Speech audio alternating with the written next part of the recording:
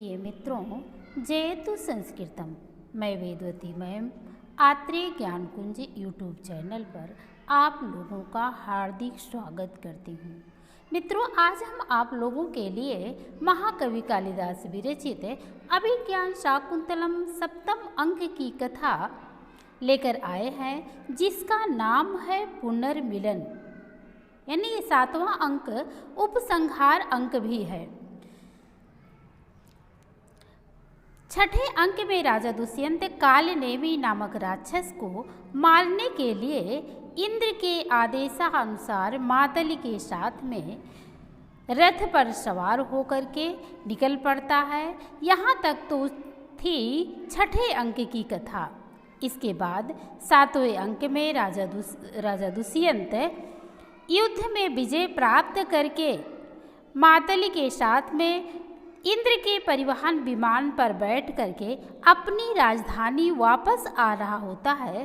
तभी वह मातली से बात करता है, कहता है कि मातली, इंद्र ने मेरा बहुत सम्मान किया, उसे सोच करके मेरा मन बहुत प्रसन्न हो रहा है। देवताओं के सामने मुझे आधे आसन पर बिठाया उन्होंने, और अपने पुत्र जयंत के सामने ही मुझे मंदार की पुष्पों की माला पहनाई। अर्थात इंद्र ने अपने पुत्र से बढ़कर मेरा सम्मान किया। मातली कहता है, राजन, आप उस सत्कार के योग्य वास्तव में थे, इसीलिए तो आपका उन्होंने इतना सत्कार किया, क्योंकि एक कार्य तो बहुत ही महत्वपूर्ण था। आप ये सोच रहे हैं कि इंद्र ने आपका बड़ा सम्मान किया, और इंद्र ये सोच रहे हैं कि आपने बहुत बड़ा कार्य कर दिया है। अर्थात आप दोनों के अंदर एक दूसरे के प्रति अत्यंत उदात्त भावना है। राजा कहता है, इंद्र की महिमा के कारण ही तो ऐसा हुआ है, क्योंकि जब किसी महान कार्य में करने के लिए जब सफलता प्राप्त होती है तो उसमें उसके स्वामी का गौरव रहता है। जब स्वामी सेवक पर विश्वास करके उसे कोई महत्वपूर्ण कार्य देता है तो सेवक का साहस और कई गुना बढ़ जाता है और वह कार्य में सफल हो जाता है। तो इस युद्ध में भी इंद्र के प्रभाव के कारण ही मुझे सफलता मिली है, इसमें मेरा कोई विशेष योगदान नहीं था। मातली कहता है, जो दुर्जय दानव गण को आपने मारा, उस पराक्रम का वर्णन देवता गण भी देवांगनाओं के तिलक से बचे हुए रंगों के द्वारा कल्पलता से बनाए गए वस्त्रों पर आपका चरित्र लिख रहे हैं। राजा मातल से कहता है कि दानवों के साथ युद्ध की उत्सुकता के कारण स्वर्गारोहण करते समय मैंने इस स्थान को नहीं देखा था। इस समय अब हम कहाँ पर हैं? मातल कहता है, महाराज, अब आप इस परिवहन विमान के द्वारा थोड़ी ही देर में पृथ्वी लोक अर्थात अपने अधिकार भूमि पर पहुँचने वाले हैं। राजा नीचे की ओर देखकर कहता है, मातल, इस रथ के वेग के कारण यह मनुष्य लोक कितना आश्चर्यजनक दिखाई दे रहा है। जैसे लग रहा है कोई मनुष्य लोक को उछाल करके मेरे पास ला रहा है। मातल कहता है, चिरंजीव, आपने ठीक ही देखा, और आदर के साथ पृथ्वी को देखते हुए कहता है, ओह, ये पृथ्वी कितनी सुंदर दिखाई दे रही है।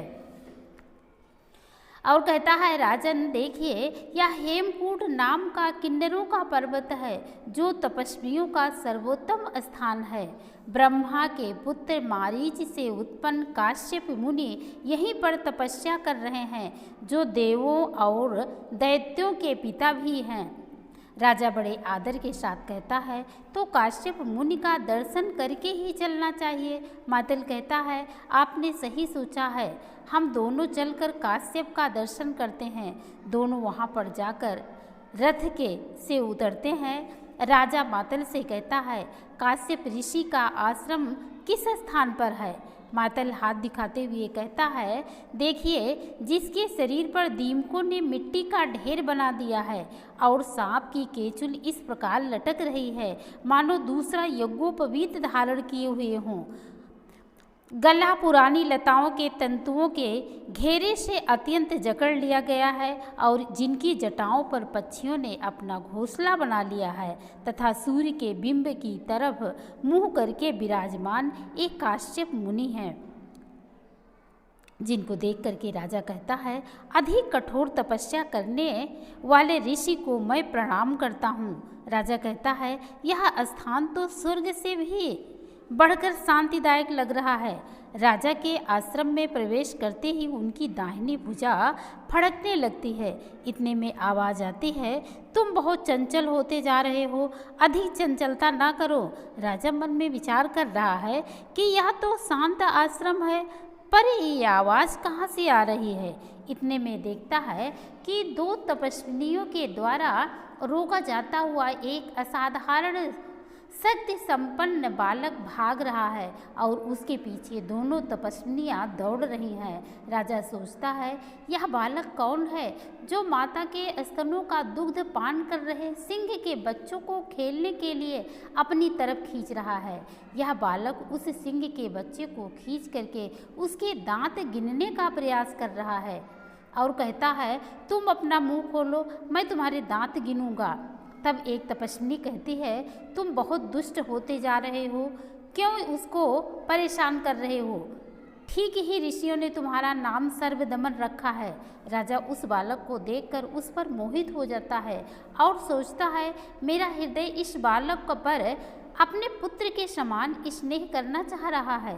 सोचता है कि मैं संतानहीन हूँ, लेकिन इसको देखकर मैं वात्सल्य से युक्त होता जा रहा हूँ। तब दूसरी तपस्विनी कहती है, यदि तुम इस शेर के बच्चे को वापस नहीं किए तो यह सिंघनी तुम पर आक्रमण कर देगी। पहली तपस्विनी कहती है, तुम उस सिंह के बच्चे को छोड़ दो, मैं तुम्हें दूसरा खिलौना देती हूँ। वह बालक कहता है, खिलौना कहाँ है, पहले मुझे दो तो। यह कहकर वह अपना हाथ फैलाता है। राजा उसके हाथ पर चक्र के निशान देखकर आश्चर्यचकित हो जाता है और कहता है, यह तो चक्रवर्ती राजा का लक्षण भी धारण किए हुए है। दूसरी तपस्विनी कहती है, सुव्रता इसे छोड़ दो, यह बातों से नहीं मानेगा। जाओ, कुटिया में मिट्टी का मोर रखा है, उसे ले करके आओ। बालक कहता है, तब तक तो मैं इसी से खेलूँगा। राजा को उसकी चंचलता से प्रेम होने लगता है और उसे वह गोद में उठाकर लेना चाहता है। वह तपस्विनी उंगली से धमकाती हुई इधर उधर देखकर कहती है, यहाँ कोई ऋषि कुमार नहीं है क्या? फिर राजा को देखकर कहती है, महाशय इधर आइए, इधर आइए। इस बालक ने जोर से इस सिंह के बच्चे को पकड़ रखा है और छोड़ नहीं रहा है, इसे आप छुड़ा दीजिए। राजा मुस्कुराते हुए उस बालक के पास जाते हैं और कहते हैं, इस सिंह के बच्चे को क्यों परेशान कर रहे हो? इसे छोड़ दो।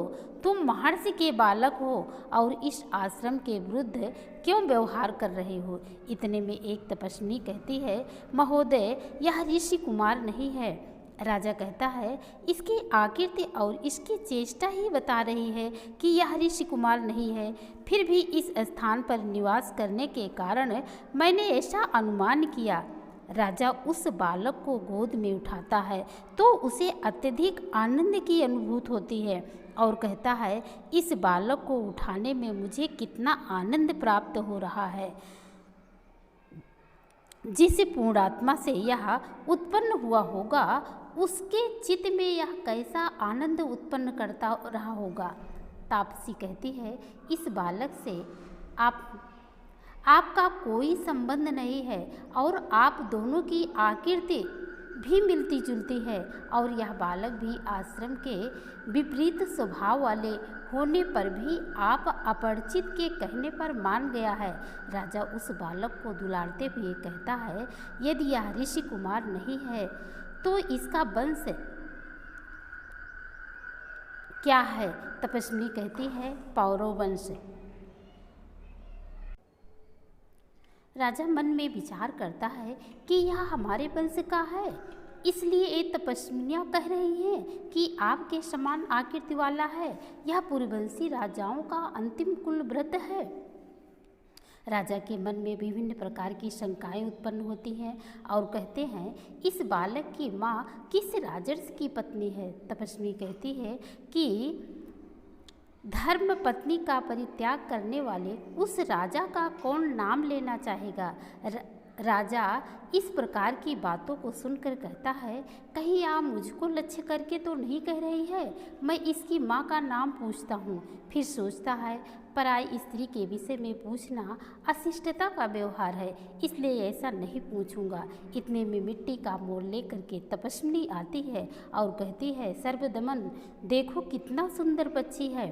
बालक उस मिट्टी के मोर को देख करके अपनी माँ को याद करता है और कहता है, मेरी माँ कहाँ है।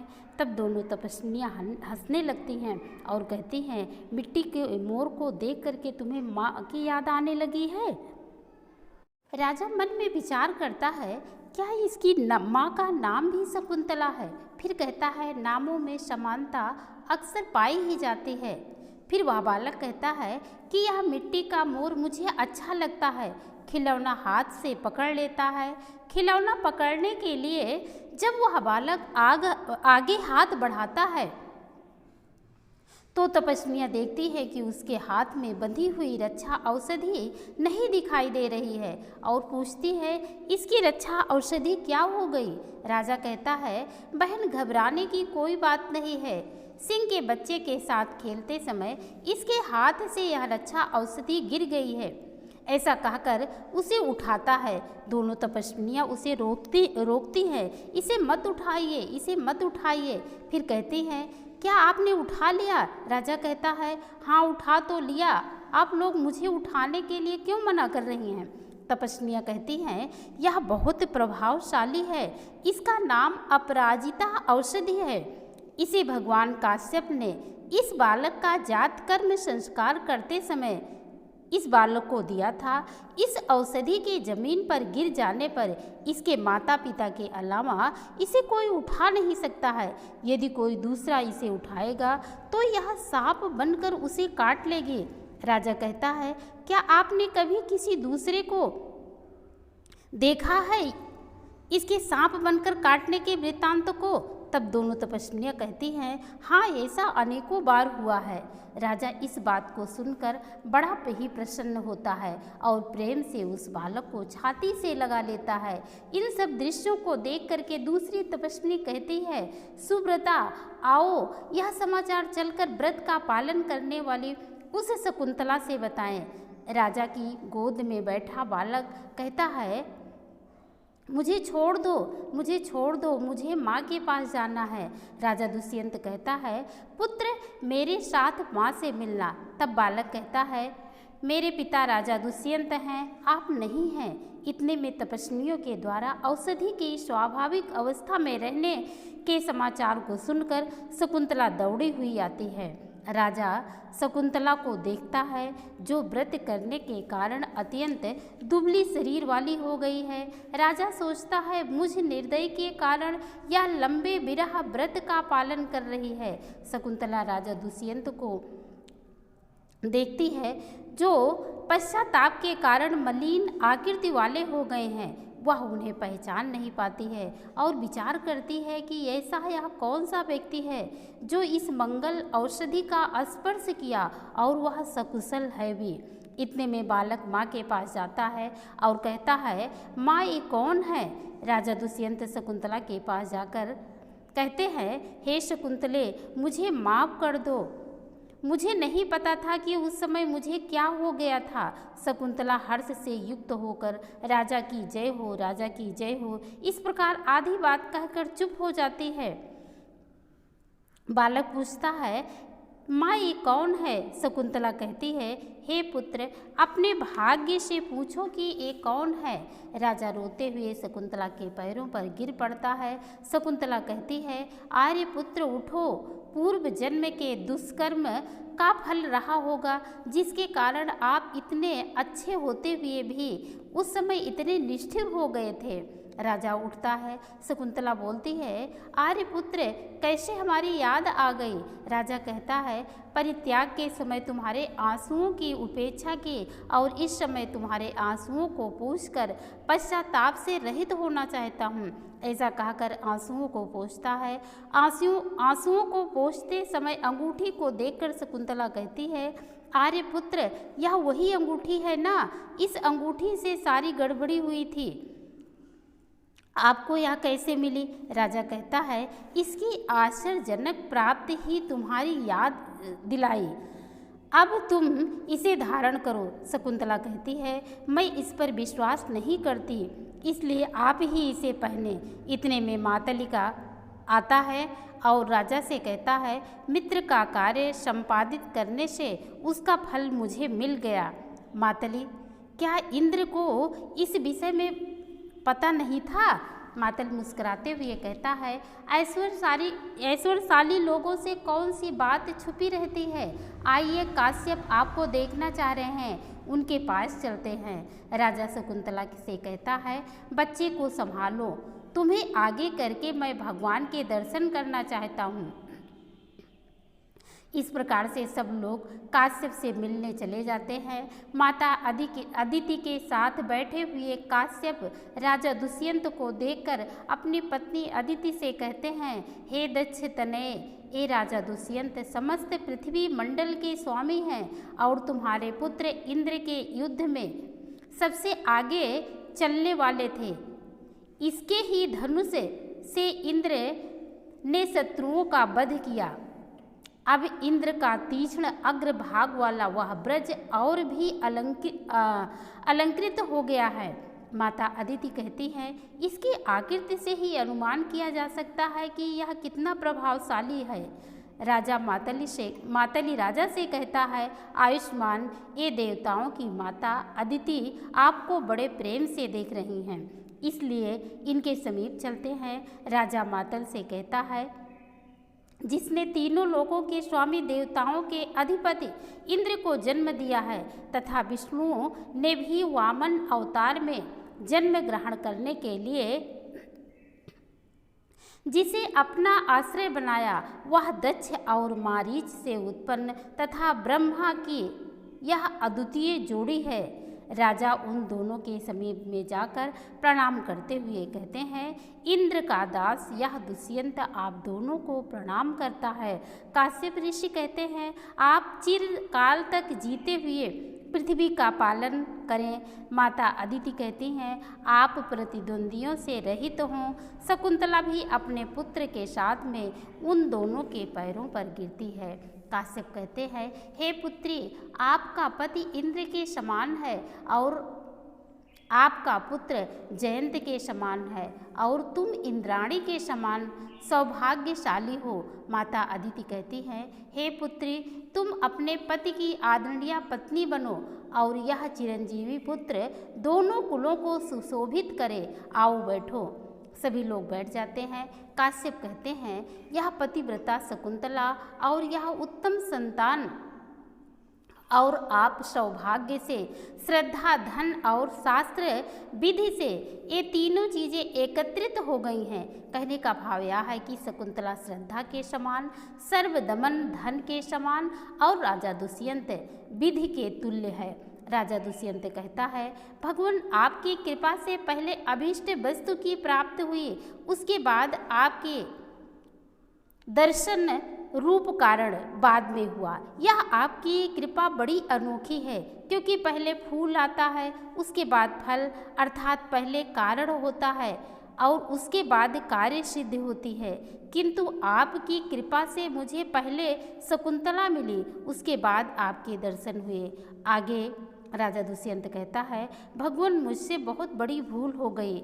मैंने पहले तो शकुंतला से गांधर्व विवाह किया, उसके बाद जब यह बंधुओं के द्वारा लाई गई तो स्मरण शक्ति की दुर्बलता के कारण इसका तिरस्कार किया।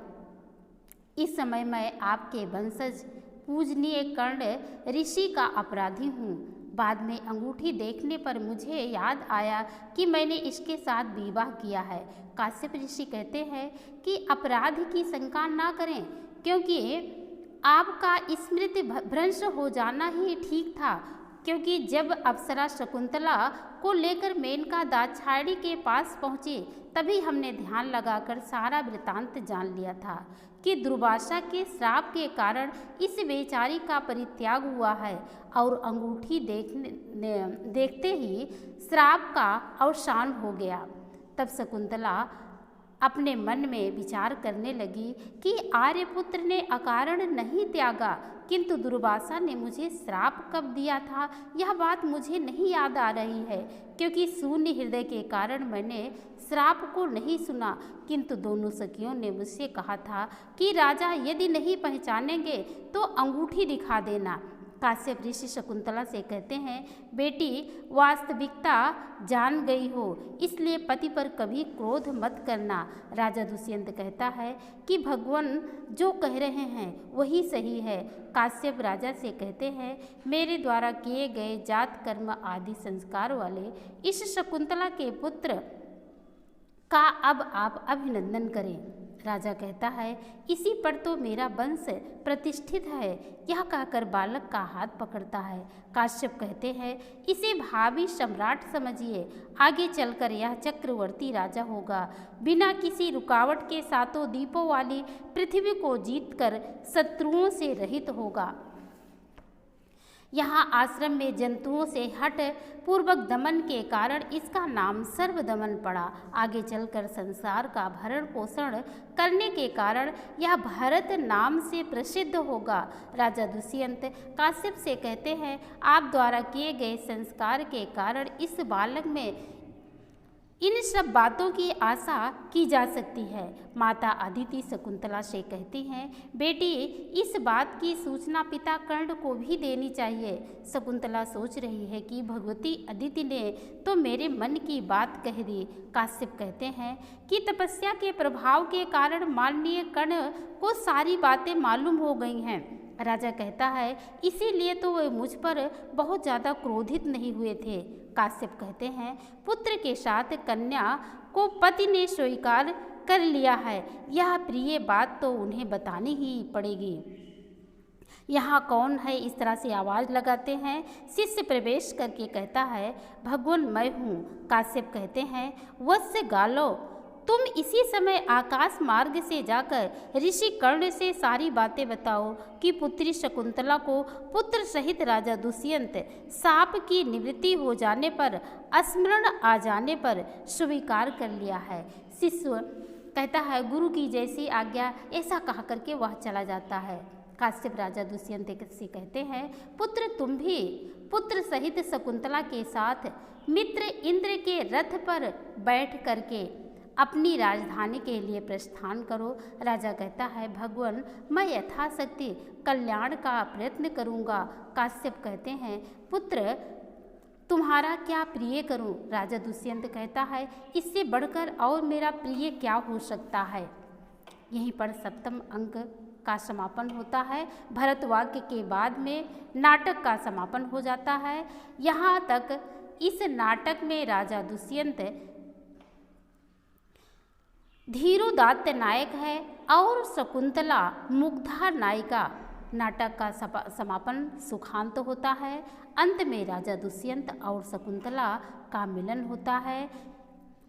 आप लोगों को यह सप्तम अंक की कथा कैसी लगी? यदि आपने प्रथम, द्वितीय, तृतीय, चतुर्थ और पंचम तथा षष्ठ अंक की कथा नहीं सुनी है तो प्लेलिस्ट में जाकर उस कथा को ज़रूर सुने।